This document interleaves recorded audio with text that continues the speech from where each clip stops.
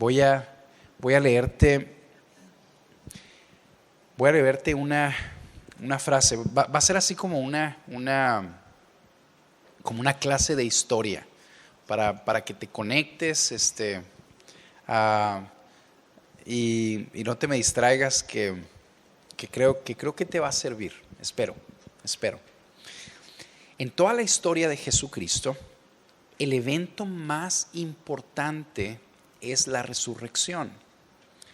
La fe cristiana depende de esto.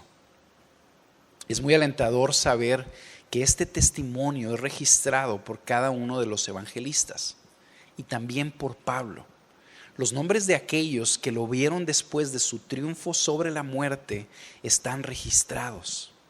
Podríamos decir que la evidencia histórica de la resurrección es más fuerte que cualquier otro milagro que haya sido narrado. Esto lo dijo un señor que se llama William Lyon Phelps. Déjame leerles otra. La resurrección de Jesús es el fundamento esencial del cristianismo. Si Jesús se levantó de los muertos, entonces tenemos que aceptar que todo lo que enseñó es verdad. Pero si no resucitó, ¿para qué preocuparnos por lo que dijo? El asunto sobre el cual depende todo no es si nos gusta lo que Jesús enseñó o no, sino si realmente se levantó de los muertos o no.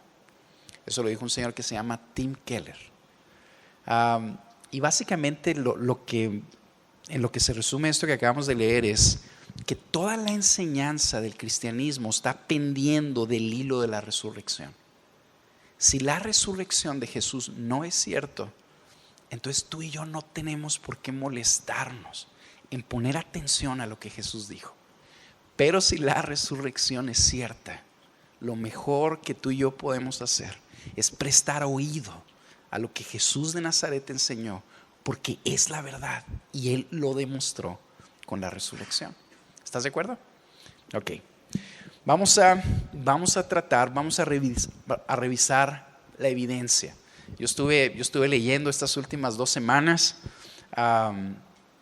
En uno de los estos que estaba leyendo, de los libros que estaba leyendo, eran como 80 hojas las que hablaban de la resurrección. Estuve ahí hojeándolo y traté de resumirlo en 8 hojas. Así que, primero Dios, nos lo vamos a aventar en menos de 1 hora. Piensa un poquito conmigo cómo probar un suceso histórico. Piensa conmigo. Imagínate, vamos a hacer un ejemplo. Imagínate que tú y yo estamos tratando de probar históricamente que tú estuviste presente en esta reunión. ¿Cómo le haríamos? ¿Cómo le haríamos para probar un evento histórico como eso? La historia se prueba de una manera diferente a cómo la ciencia se prueba. La ciencia tú la pruebas en un laboratorio, haces un experimento y lo haces una y lo haces otra vez, de manera que se demuestra que ese hecho que tú estás tratando de probar es cierto. Pero la historia se prueba de una manera diferente. ¿Cómo la probaríamos? Tú estás aquí. ¿Cómo podemos hacerle para probar ese hecho histórico? Y aquí les quiero preguntar. Así que díganme rápido. ¿Cómo probar que tú estuviste en esta reunión? Históricamente hablando. Una foto. Muy bien. Por medio de una foto. ¿Qué más? Testigos. Exactamente. Yo, por ejemplo, yo puedo decir, ¿sabes qué? Memo vino a esta reunión porque yo lo vi, yo soy testigo. ¿Qué más? ¿Qué otra cosa se les ocurre? Video, foto, testigos. A lo mejor algunas, ¿mande? Un registro. Exactamente, ¿verdad? Un registro histórico. ¿Cómo se podría hacer un registro histórico de que alguien vino a esta reunión? Pues a lo mejor las notas que tomó de la sesión con fecha y las guarda. Es más fácil, por ejemplo, probar que tú estás en la escuela ahorita porque hay registros, ¿verdad? Tu boleta, tu inscripción, los pagos que has hecho, los reportes que te han dado, todo eso son pruebas que demuestran que tú estuviste estudiando ahí. Ok.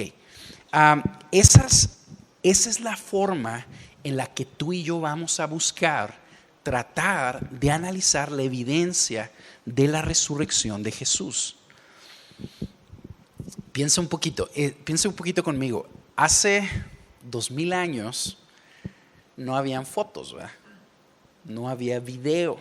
Para aquellas personas que no sepan, el iPhone no siempre ha existido, ¿verdad? O sea, es algo que es lo más de nuestra época, ¿verdad? Oye, por Facebook, bueno, el Facebook tampoco existía hace 2000 años. Entonces, ¿cómo probar, por ejemplo, la existencia, la vida y la muerte de Mahoma? ¿Cómo le hacemos? Ninguna de las personas que está aquí, de una manera razonable, puede decirnos que Mahoma no existió. No puede decirnos. Históricamente se puede demostrar que sí existió. ¿Cómo se demuestra? De una manera semejante a las opciones que acabamos de dar. Número 1, testigos. Hay personas que vieron a Mahoma, que caminaron con Mahoma, que registraron lo que Mahoma enseñó. Registros históricos. Habían historiadores que escribieron acerca de la vida de Mahoma desde un punto de vista así exterior, ¿verdad? Hay también, por ejemplo, su tumba. Es una evidencia histórica. Están los huesos de Mahoma sepultados, les dije la sesión pasada, en una ciudad que se llama Medina, en Arabia Saudita. Ahí está la tumba de Mahoma. Y número 4, la influencia que Mahoma tuvo. Fue el padre de una de las religiones más grandes del mundo. Esa influencia no se puede inventar. Simple y sencillamente sucedió, por lo tanto, sirve como una prueba histórica. ¿Ok? ¿Estás de acuerdo?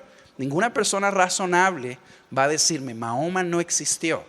Tú y yo levantamos esas pruebas y demostramos que el padre de los musulmanes realmente vivió y realmente dijo una serie de cosas. ¿Ok? De esa manera vamos a tratar, tú y yo, de analizar las pruebas que hay acerca de la resurrección de Jesús. Y vamos a empezar con esta: los testigos de la resurrección. Hubo personas que atestiguaron que Jesús resucitó. Te voy a leer un versículo en 1 Corintios 15, 3, 6. Fíjate lo que dice. Pues yo os entregué en primer lugar lo mismo que recibí. Está escribiendo el apóstol Pablo. Que Cristo murió por nuestros pecados, conforme a las Escrituras, que fue sepultado y que resucitó al tercer día, conforme a las Escrituras, que se apareció a Cefas, que es una forma de decir Pedro, y después a los 12, y luego se apareció a más de 500 hermanos a la vez, la mayoría de los cuales viven aún, pero algunos ya duermen. Todos los eruditos concuerdan que esta carta, que es de los Corintios, fue escrita entre 15 y 20 años después de que Cristo murió y resucitó. Y esta carta era un documento público, un documento que Pablo escribió y se lo dio a la iglesia que estaba en Corinto. Ese documento empezó a circular por todas las iglesias 15 o 20 años después de que Cristo resucitó.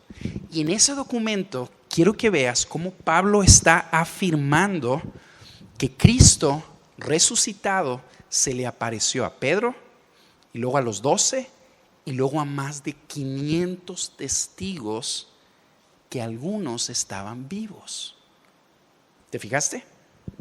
Fíjate, se le apareció a Cefas, después a los 12, luego se apareció a más de 500 hermanos a la vez, la mayoría de los cuales viven aún. Eso quiere decir que en el momento en que esa carta se lee, había personas que podían decir, si yo fuera la primera persona que hubiera leído esa carta, hubiera dicho, yo quiero ir a conocer esos testigos. A mí no me vas a dar a tole con el dedo. Si me estás diciendo que Cristo venció la muerte, yo voy a ir. Y quiero hablar con ellos y quiero preguntarles y quiero confirmar que lo que me estás diciendo es cierto. Si esos testigos no existieran, Pablo no lo hubiera escrito. Hubiera sido un suicidio intelectual. Simple y sencillamente publicar algo que todo mundo podía leer, que era una farsa y que fácilmente se podía comprobar que no era cierto. ¿Ok? Entonces, si se escribió, es porque habían personas que realmente estaban diciendo, más de 500 personas, yo vi a Cristo resucitado. Y te lo puedo asegurar. Hizo esto, hizo lo otro. Y esos testigos empezaron a hablar de la resurrección de Jesús. Mira, la resurrección de Jesús no fue un suceso que sucedió así en un pueblito en medio de la nada. Es como si de repente 10 personas en Villa Ahumada empiezan a decir que una persona murió y resucitó. Y 10 personas empiezan a afirmarlo y lo anotan en un libro de historia y ya se registra. No sucedió así. Fue un evento que sacudió el mundo de su época. Algo un poquito parecido a, digamos, el atentado del 11 de septiembre del 2001. Que todo el mundo se enteró de lo que sucedió. Todos. Acuérdate que Jesucristo fue crucificado por Poncio Pilatos. Poncio Pilatos era un procurador romano que era gobernador de Judea y servía a Roma, que era el ejército, que era el país más poderoso de aquel entonces. Y había sido crucificado por los judíos. Los judíos se levantaron y clavaron a Jesús en una cruz para detener todo lo que estaba haciendo. Entonces no sucedió en un vacío la muerte y la resurrección de Jesús. Sucedió en medio de una guerra religiosa donde estaba involucrado el país más poderoso del mundo. Entonces, cuando los testigos de la resurrección empezaron a levantar la mano y a decir, ¿sabes qué? Jesús resucitó, Él está vivo. Si hubiera sido una farsa, el país más poderoso del mundo fácilmente podía detenerla. O los judíos que tenían poder podían detener esa farsa y no pudieron hacerlo. No pudieron detener el testimonio que se estuvo dando a partir del tercer día en que Cristo fue crucificado. Mira, otra onda muy, muy poderosa acerca del testimonio de estas personas. Pascal decía algo como esto: yo le creo a los testigos que están dispuestos a que les corten la garganta por su testimonio. Yo le creo a las personas que están dando testimonio de algo y están dispuestos a que les corten la garganta por eso. Estas personas que empezaron a levantar la mano y a decir que habían visto al Cristo resucitado, estuvieron dispuestos a afirmar esa verdad hasta la muerte.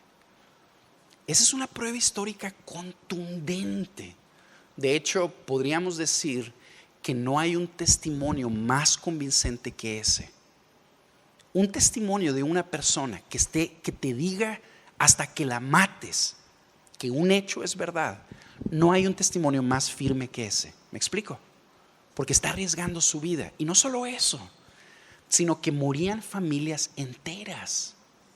Una cosa es decir, ¿sabes qué? Bueno, pues yo estoy dispuesto a que yo y mi grupo de amigos afirmemos que Jesús resucitó y que muramos en el proceso. Pero otra cosa es ver a una mujer morir. Otra cosa es ver a un niño morir, que tú ves que les cortan la garganta por un testimonio que tú estás dando. Y cientos de testigos como estos estuvieron dispuestos a ir a la tumba en esas condiciones. Históricamente, tú y yo necesitamos considerar ese testimonio. Tiene peso, ¿me explico? Esa es la primera. Vamos a hablar de la segunda. Entonces, al igual que probar la vida, la muerte y la enseñanza de Mahoma se prueba por medio de testigos. Aquí la vida y la resurrección de Jesús, también tú y yo la estamos demostrando por medio de testigos que existieron. Número 2, la tumba. Jesús, cuando fue crucificado y muerto, fue sepultado en una tumba que tenía una piedra como de 1,5 toneladas que la tapaba. Y no solo tenía eso, sino que por órdenes de Poncio Pilatos, una guardia romana fue a custodiar la tumba por petición de los judíos. Los judíos, una vez que Cristo es crucificado, le piden a Poncio Pilatos y le dicen: oye, ¿sabes qué? Oímos decir a este engañador que iba a resucitar al tercer día.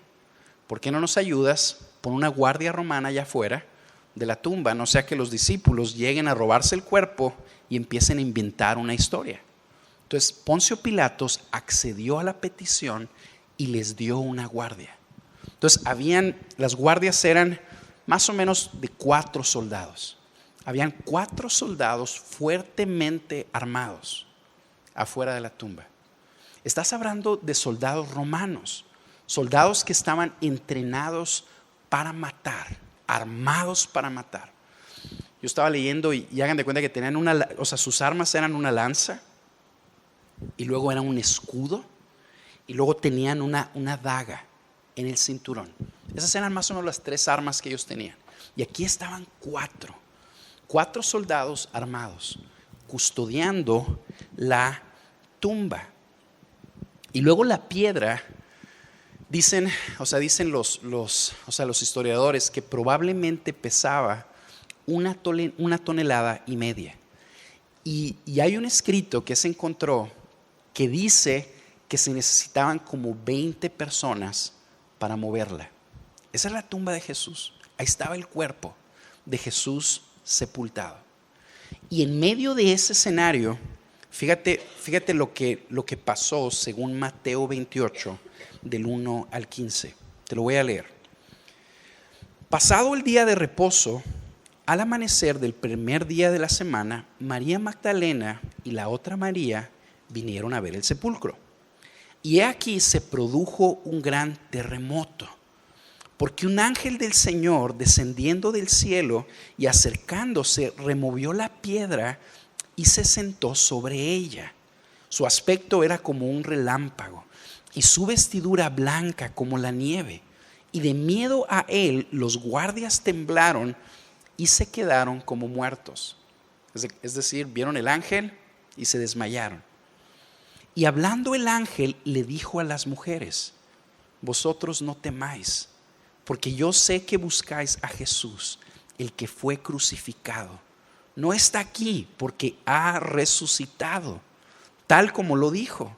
Venid, ved el lugar donde yacía, e id pronto y decid a sus discípulos que él ha resucitado de entre los muertos.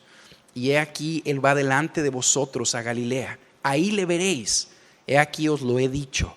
Y ellas, alejándose a toda prisa del sepulcro, con temor y gran gozo, corrieron a dar las noticias a sus discípulos. Y aquí que Jesús les salió al encuentro diciendo: salve. Y ellas, acercándose, abrazaron sus pies y le adoraron. Entonces Jesús les dijo: no temáis, id a avisar a mis hermanos que vayan a Galilea, y ahí me verán. Y mientras ellas iban, he aquí, algunos de la guardia fueron a la ciudad e informaron a los principales sacerdotes de todo lo que había sucedido. Y después de reunirse con los ancianos y deliberar con ellos, dieron una gran cantidad de dinero a los soldados, diciendo: decid esto: sus discípulos vinieron de noche y robaron el cuerpo mientras nosotros dormíamos. Y si esto llega a oídos del gobernador, nosotros lo convenceremos y os evitaremos dificultades. Ellos tomaron el dinero e hicieron como se les había instruido, y este dicho se divulgó extensamente entre los judíos hasta hoy. Ok, ¿qué es lo que pasó? Sucedió un evento sobrenatural. La tumba tenía un cuerpo, hubo un terremoto, se apareció un ángel y el cuerpo desapareció.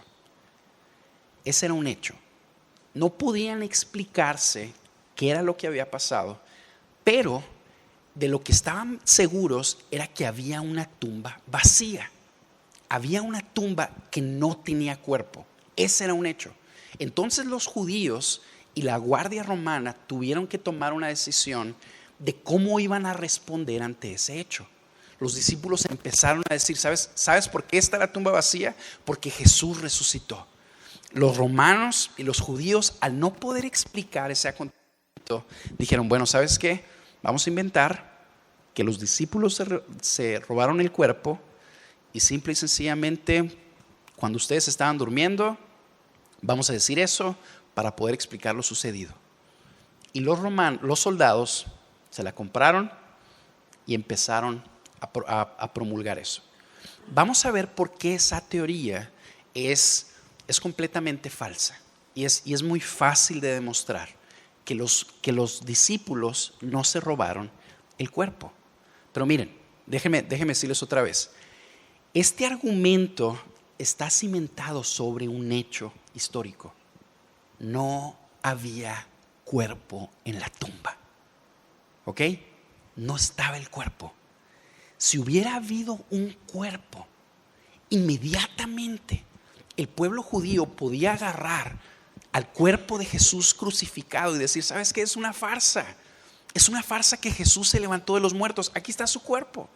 Y se hubiera parado todo el show. ¿Me explico? Los romanos hubieran hecho lo mismo. No es cierto que Jesús resucitó. Ahí está su cuerpo. Era todo lo que se necesitaba para demostrar que Cristo no había resucitado. Sin embargo, no se pudo hacer. ¿Por qué?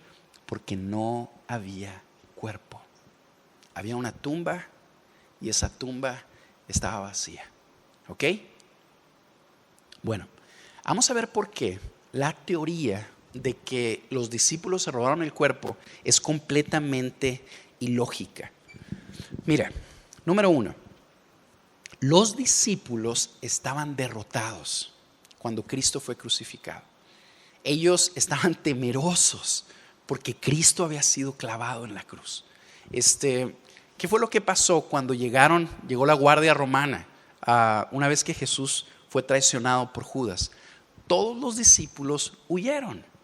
Todos estaban atemorizados. Aún el más chicho de ellos, el más valiente de ellos, que según esto era Pedro, una mujer se le acercó y le dijo, tú eres discípulo de Jesús.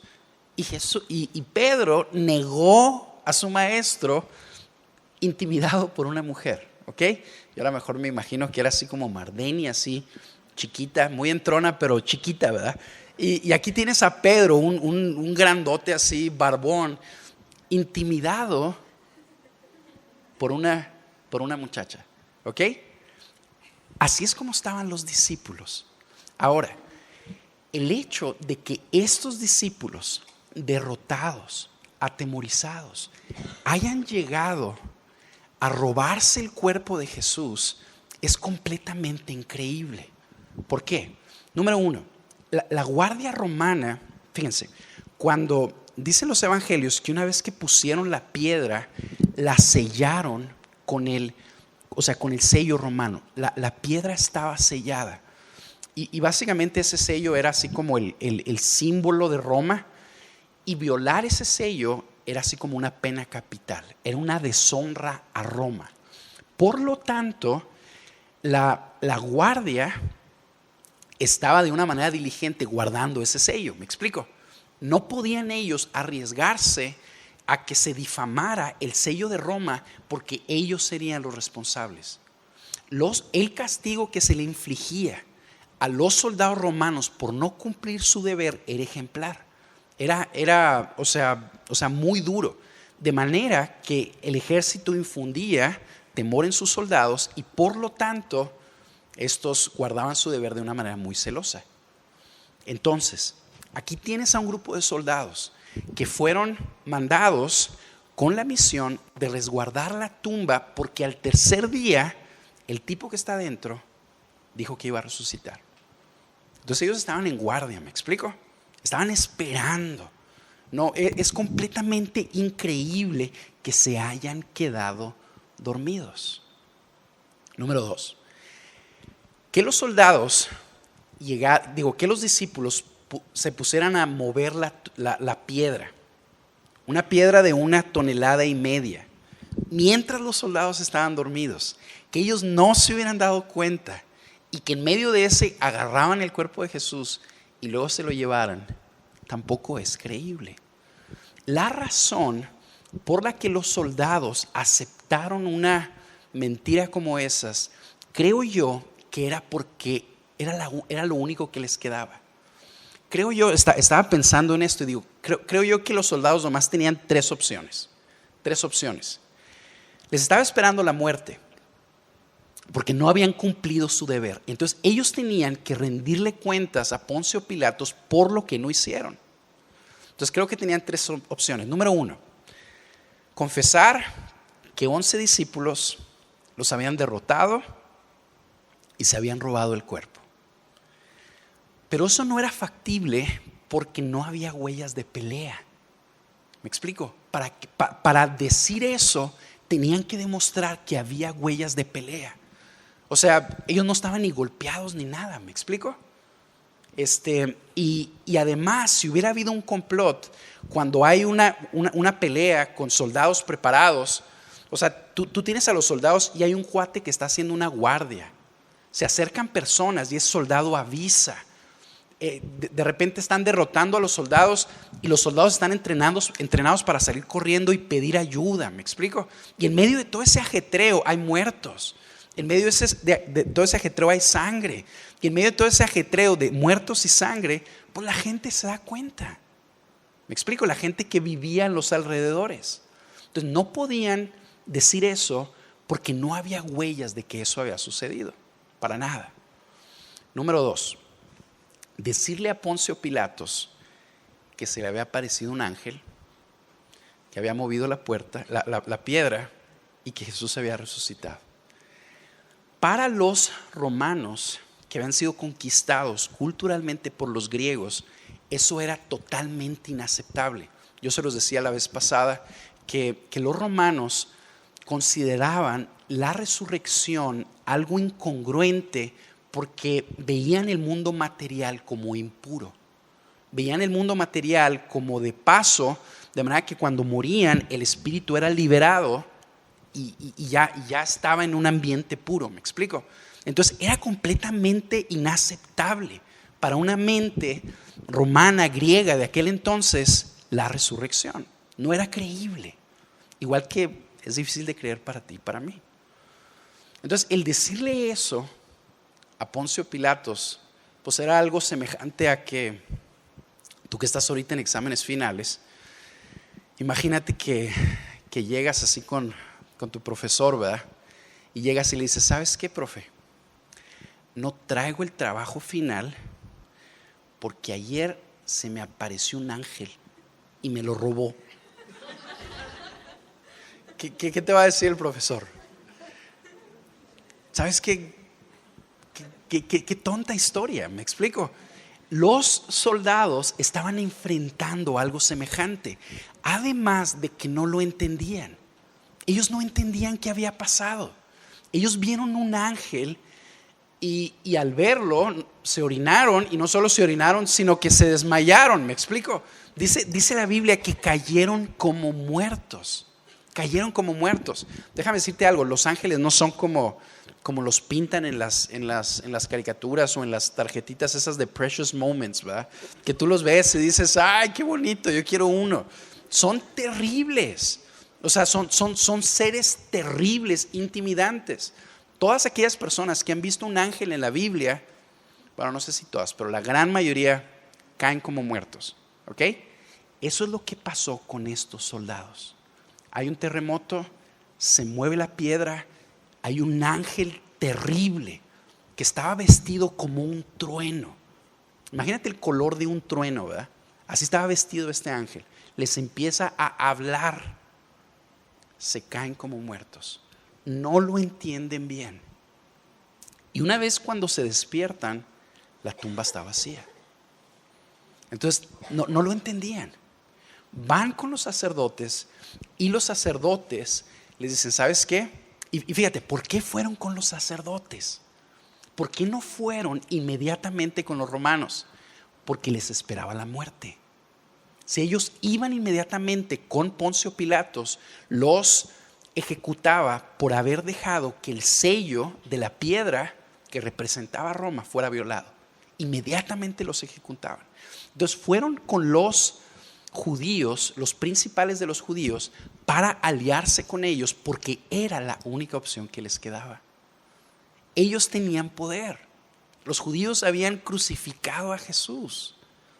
Ellos habían movido a Poncio Pilatos para que hiciera eso. Entonces era la única opción que les quedaba. Los sacerdotes les ofrecen dinero y les dicen, ¿sabes qué? Nosotros te vamos a ayudar, vamos a convencer a Poncio Pilatos de que no fue cierto, de que se robaron el cuerpo los judíos y vamos a ver cómo te salvamos el pellejo. Lo más probable es que estos romanos fueron ejecutados por incumplimiento de su deber, pero abrazaron esa opción porque era la menos absurda y era donde era más probable que salvaran su pellejo. Pero fíjate por qué es bien improbable eso. Fíjate lo que dice un rabí judío que se llama o se llamaba Pinchas Lapide. Pinchas Lapide, está bien. Así se llama, así se llamaba, ¿verdad? Así le puedes poner a tu hijo. Oye, Pinchas, ven para acá. Fíjate, este grupo de apóstoles, aterrados y atemorizados, quienes estaban a punto de abandonar todo para huir sin esperanza a Galilea, estos campesinos, pastores y pescadores que traicionaron y negaron a su maestro y le fallaron miserablemente, de repente son transformados de la noche a la mañana en una sociedad que está persiguiendo una misión con suma confianza, convencidos de la salvación y con la capacidad de trabajar con mucho mayor efectividad después de la Pascua que antes. Por lo tanto, ninguna visión o alucinación es suficiente para explicar esta transformación revolucionaria. ¿Cómo explicas eso? Me explico. ¿Cómo explicas que estos apóstoles empezaron a afirmar y a dar ese testimonio? La tumba está vacía porque Jesús resucitó. No hay, o sea, es difícil explicar eso. Ahora tú me podrías decir, bueno, ¿y por qué los judíos estuvieron dispuestos a armar tal mentira? ¿Verdad? Una vez yo me hice esa pregunta. ¿Por qué los judíos, una vez que Jesús resucitó, no creyeron? ¿Por qué? Creo que por dos cosas. Número uno, ellos tampoco entendían qué había pasado. Creer en la resurrección no es fácil. O sea, no es sencillito, ¿me explico? Número uno, no entendían todavía lo que había pasado. Y número dos, ellos ya habían visto cientos de milagros de Jesús y estaban decididos, resueltos a negarlos. Ya estaban decididos a no creer. ¿Por qué? Porque si Jesús era quien él decía que era, entonces ellos perdían todo poder político y religioso. Entonces estaban sus intereses de por medio. Ellos lo crucificaron. Ellos vieron cuando resucitó a Lázaro. Ellos atestiguaron cuando resucitó a la niña. Veían a los ciegos ver, a los sordos oír, a los cojos que caminaban. Y aún así estuvieron dispuestos a mentir para apagar ese testimonio. Entonces es totalmente entendible que lo hubieran hecho otra vez con la resurrección. Entonces por eso es fácil demostrar que esa teoría no tiene pies y cabeza. Y de nuevo, ahora ponte a pensar en esto. Si fuera cierta esa, que los testigos se hubieran robado el cuerpo, fíjate cómo su testimonio se hace todavía menos creíble. Recuerda, estas personas estuvieron dispuestas a morir por lo que han visto. Si hubiera sido una mentira, fácilmente se hubieran retractado.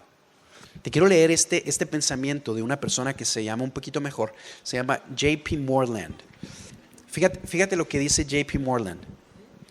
Los discípulos no ganarían nada por mentir y comenzar una nueva religión. Ellos enfrentaron privaciones, fueron ridiculizados, enfrentaron hostilidad, fueron martirizados. A la luz de todo esto, nunca pudieron haber sostenido con una inquebrantable motivación si supieran que lo que estaban predicando era una mentira. Los discípulos no eran tontos. Pablo era un intelectual con una cabeza fría. Hubieron muchas oportunidades a lo largo de 3 o 4 décadas de su ministerio para que reconsideraran y renunciaran a una mentira. Fíjate eso. Te voy a platicar una película, a lo mejor algunos de ustedes la han visto. Se llama La Deuda. En inglés es The Debt. Sí se dice así, ¿verdad? The Debt. Estoy diciendo debt como si fuera profundo. La Deuda, así se llama la película. Se trata de la puedes ver, es una buena película. Además tiene una escena ahí medio fea, te tapas los ojos o le adelantas. Pero bueno, esta película, La Deuda, The Debt, trata de 3 israelitas que fueron a Alemania con la misión de matar a un médico que le había hecho mucho daño al pueblo judío en el Holocausto. Y hagan de cuenta que llegan, lo secuestran a este tipo, se lo querían llevar a Israel para juzgarlo en Israel, pero en el ínter se les escapa y ellos no cumplen su misión y todos humillados, los 3 se ponen de acuerdo e inventan que lo mataron. Entonces dicen que lo mataron en la Alemania y que tuvieron que huir rumbo a Israel por cuestiones de seguridad. Ellos inventaron eso. En el momento en que eso pasó y llegaron a Israel, ellos fueron recibidos como héroes de guerra, personas que vengaron la muerte de cientos de miles de hermanos judíos, ¿verdad? Entonces se les empezó a premiar con dinero. Se les empezó a premiar con honores a donde quiera que iban. Estas personas se convirtieron así en gente heroica para los israelitas. Con el paso de los años, al darse cuenta ellos que todo lo que estaban disfrutando estaba basada en una mentira, empezaron a reflexionar, ¿verdad? El primero de ellos, que no aguantó, se quitó la vida, se suicida. El segundo fue la única mujer que iba en este grupo y ella empezó a decir, es que no puedo vivir una farsa, simplemente no puedo vivir sosteniendo una farsa. Esta persona le escribe a uno de los periódicos más importantes de Israel, confiesa la mentira y la reconoce públicamente para quitarse ese peso de la conciencia. Esta mujer y esta otra persona que se suicidó no aguantaron el peso de vivir una mentira por los premios que se les daban. ¿Me explico? Ahora ponte a pensar en testigos de esa tumba vacía que estaban dispuestos a ver familias enteras morir por lo que ellos estaban diciendo. Si hubiera sido una mentira, se hubieran retractado fácilmente. Tuvieron muchas oportunidades para hacerlo.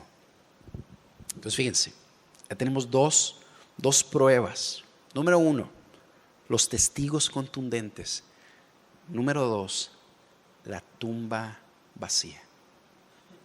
Número 3, registros históricos. ¿Qué registros históricos hay de que eso pasó? Yo te leí la semana pasada lo que decía Josefo y te lo quiero volver a leer. Josefo, él nació en el año 37 después de Cristo y murió en el año 101. Es decir, la vida de esta persona fue en paralela con el nacimiento de la iglesia. Esta persona vivió el nacimiento de la iglesia. Era judío, no era cristiano. Y esta persona es un historiador muy reconocido que de una manera responsable su chamba era contar lo sucedido, simple y sencillamente. Fíjate lo que Josefo dijo. Por este tiempo había un hombre que se llamaba Jesús. Era un hombre sabio, si es que es correcto llamarlo hombre, porque él era un hacedor de obras maravillosas, un maestro de hombres que recibían la verdad con placer. Él atrajo a muchos judíos y griegos a sí mismo. Este hombre era el Cristo. Pilato lo condenó a la cruz. Los que lo amaron no lo abandonaron, pues él se les apareció vivo al tercer día. Los profetas divinos habían dicho estas y otras miles de cosas acerca de él.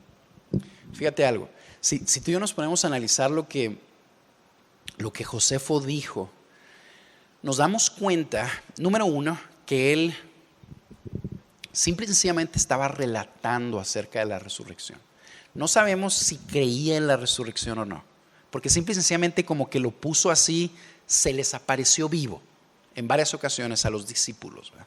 No sabemos exactamente cómo era, como él lo consideraba, pero simple y sencillamente reportó lo que él vivió. ¿Ok? Mira, si la resurrección hubiera sido un mito, así como la Llorona en Chihuahua, ¿me explico? Así como la ¿cómo se llama esa onda? La Pascualita o las historias esas de la Llorona en Chihuahua. Si hubiera sido simple y sencillamente algo así, un mito no responsable, Josefo lo hubiera dicho. Hubiera dicho, ¿sabes qué? Este grupo de cristianos están locos. Están diciendo que su Mesías resucitó cuando es un mito que se ha comprobado vez tras vez que es una mentira. Y no lo dijo. ¿Ok? No lo dijo. O sea, no luchó contra el argumento de la resurrección de Jesús con algo así, porque no había pruebas que desmintieran el hecho. No había ningún argumento en aquel entonces que fuera suficiente para decir Jesús no resucitó. Miren, otro bien importante que está un poquito ligado a esto era el silencio de los judíos y de los romanos cuando los cristianos les presentaban la resurrección de Jesús. Los apóstoles estuvieron predicando por años hasta que sus vidas fueron consumidas, que Cristo fue resucitado, al punto que el imperio más poderoso del mundo de aquel entonces, que era Roma, se convirtió en cristiano 300 años después. Terminaron conquistando a Roma. ¿Me explico? Estos discípulos, cuando estaban predicando, se enfrentaban a personas que podían desargumentar lo que ellos estaban diciendo y no decían nada. Hay un pensador que estaba leyendo, decía, el silencio de los judíos y de los griegos ante el argumento de que Jesús había resucitado es una voz tan contundente como la de los mismos apóstoles. Porque si hubiera sido una mentira, fácilmente podían callarla. ¿Me explico? Fácilmente podían decir, no es cierto, aquí está el cuerpo. No es cierto, ya se ha demostrado que no resucitó. Pero se quedaban callados porque no podían probarla. Y vamos a ver, nos quedan 2 pruebas. Van 43 minutos, me quedan 2 pruebas. Número 4. Sí, es la número 4. La número 4. La explosión de una nueva cosmovisión. Fíjate. Si el afirmar una mentira por parte de los discípulos era psicológicamente improbable, el nacimiento de la iglesia es sociológicamente improbable. Espero no hacerte bolas con lo que estoy diciendo. Mira, déjame decirte, para que una cosmovisión se forme en un grupo de personas pasan años. ¿Me explico? Años de discusión.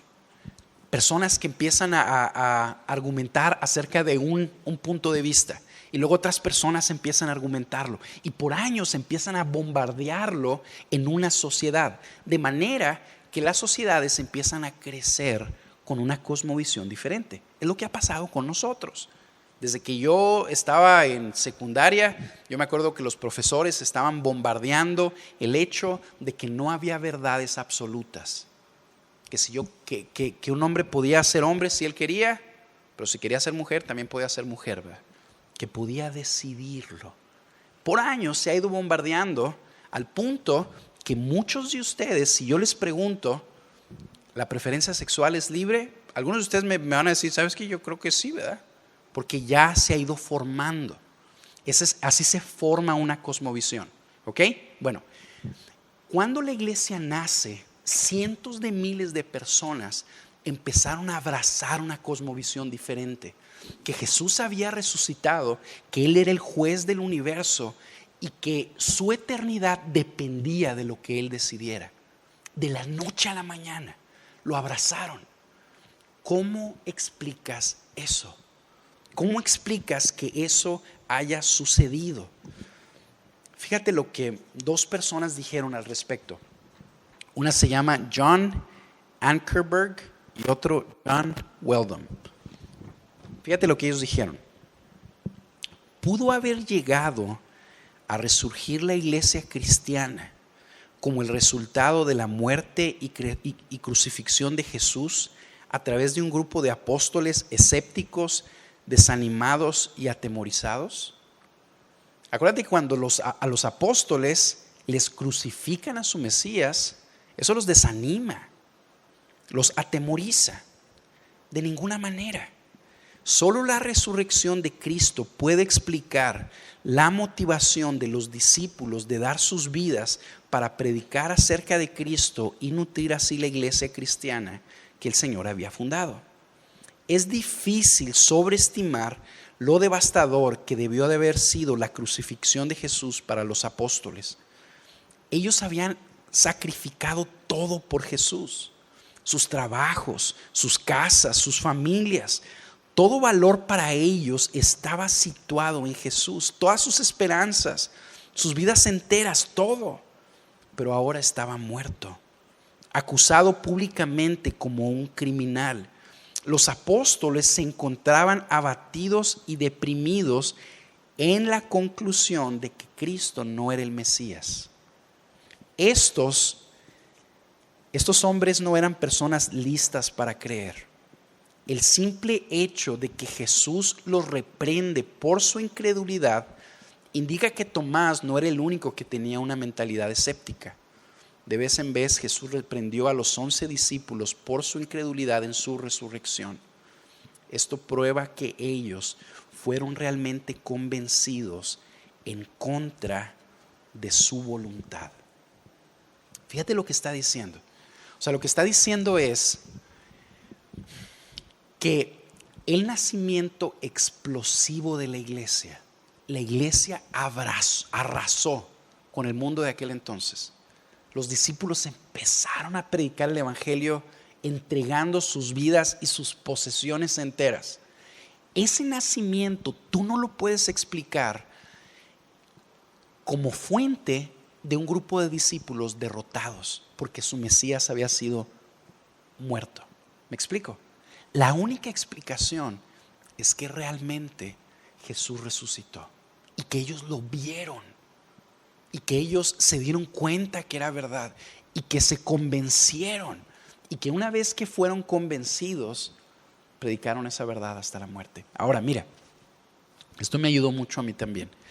Los discípulos no creían al principio. O sea, ellos no estaban listos para creer. Cuando las primeras personas que vieron la tumba vacía fue María Magdalena y María, la otra María. Ellas dos. Un punto aquí bien rápido.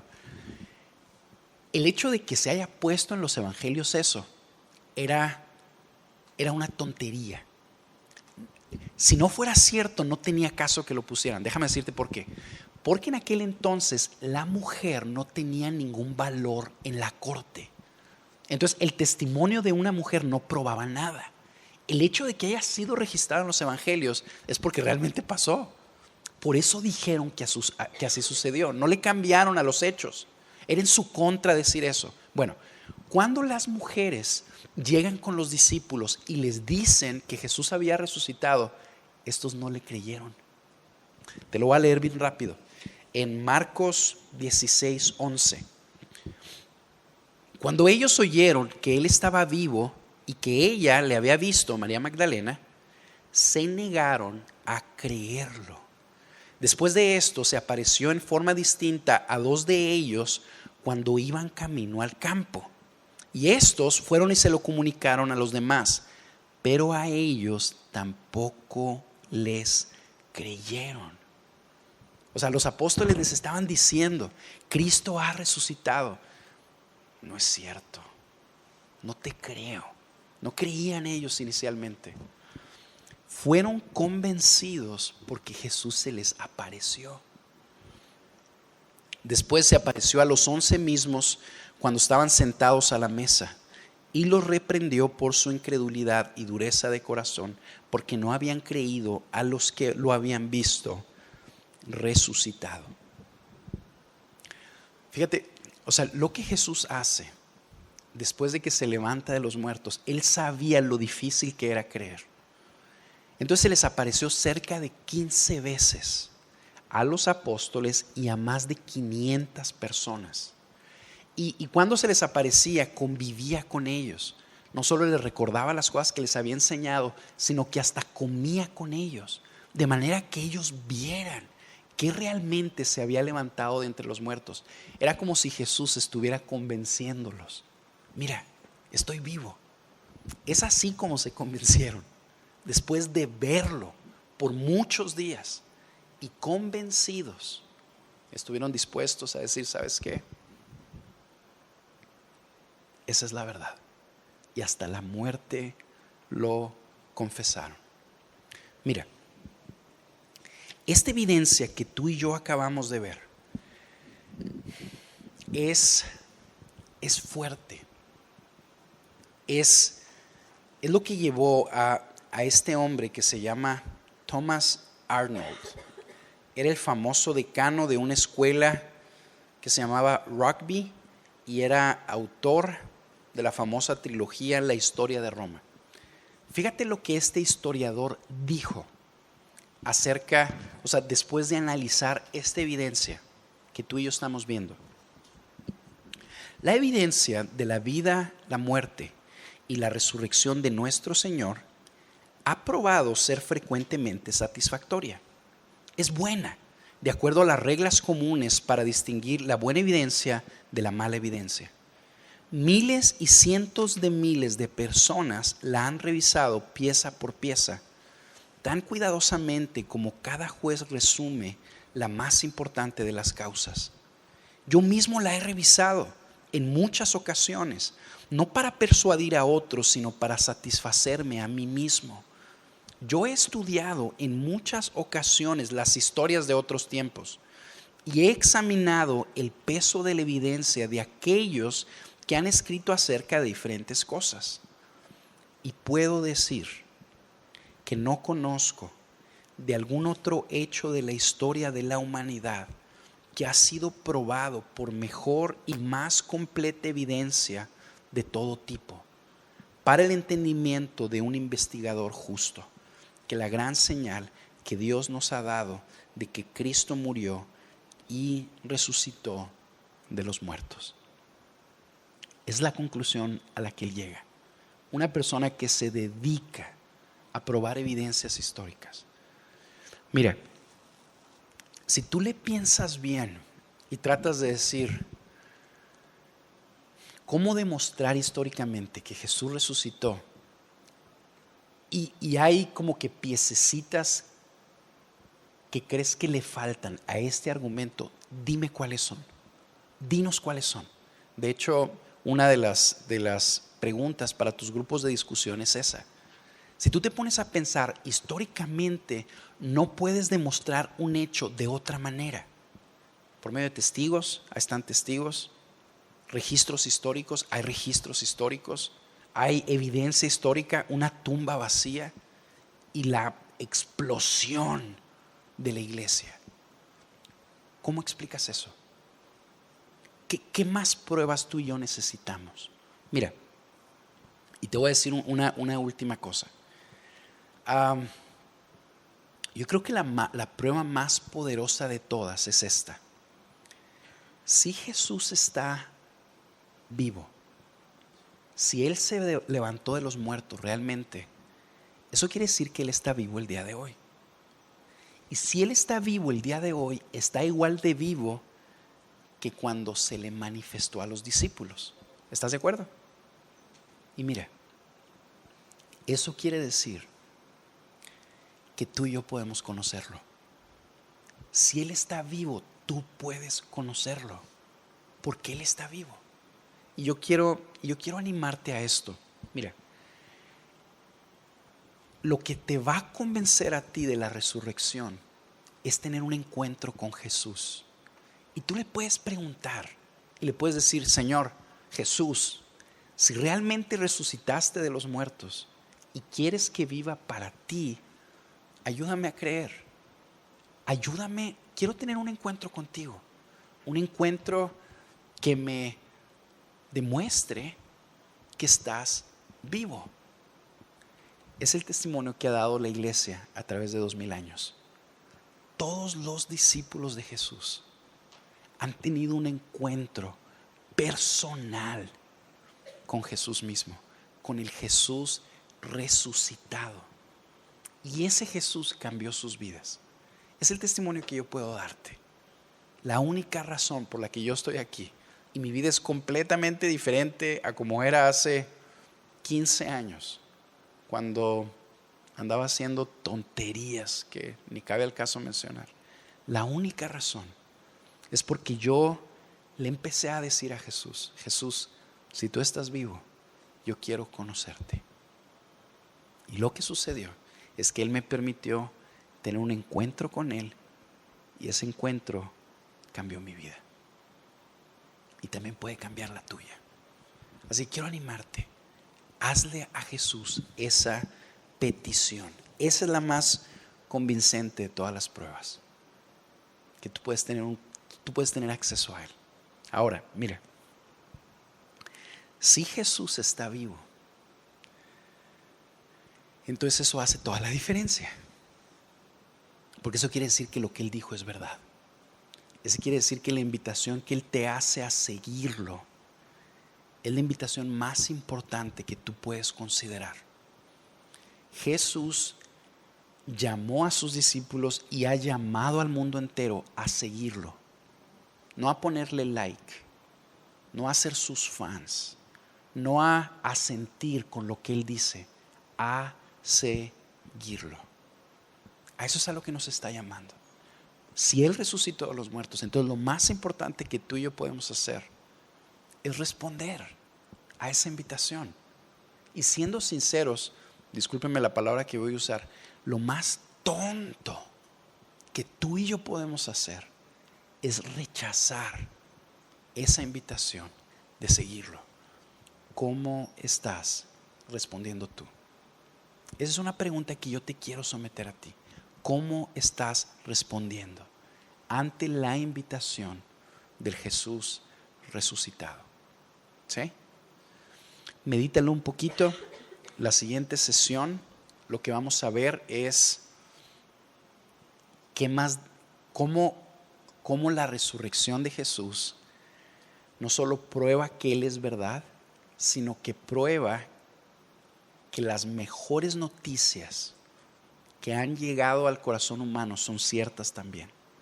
Y es de que Jesús perdona pecados. Vamos a analizar un poquito más qué significa eso y cómo esas noticias resuelven el problema de raíz de este mundo. Este mundo es un caos que se está desmoronando. La resurrección de Jesús, vamos a ver cómo hace toda la diferencia en eso.